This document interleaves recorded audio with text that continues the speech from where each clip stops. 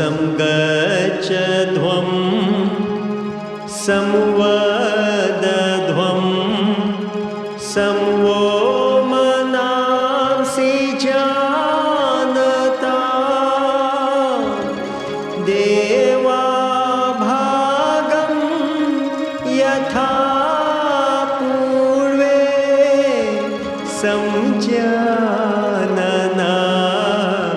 upasate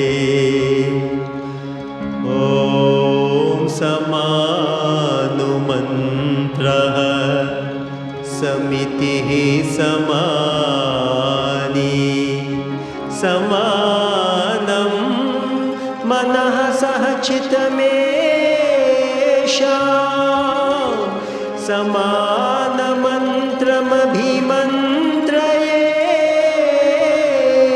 Vaha Samāne Navo Avishajuhumi Om Samānī Vaha Ākūtiḥ Samāna Hridayani Vaha Samānamastu Mano Yatha Vaha Susahasati.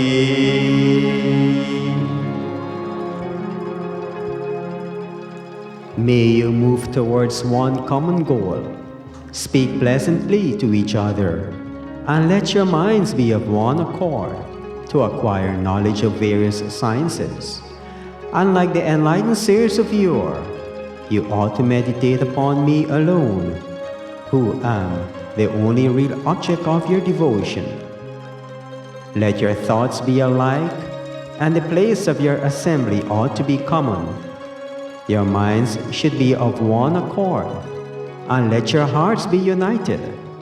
I, your guiding light, initiate you in the common inspired hymn, and provide all of you with common objects for acceptance and offering.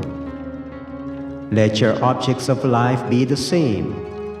Let your hearts and minds be united, so that there may be an excellent common status of life for all.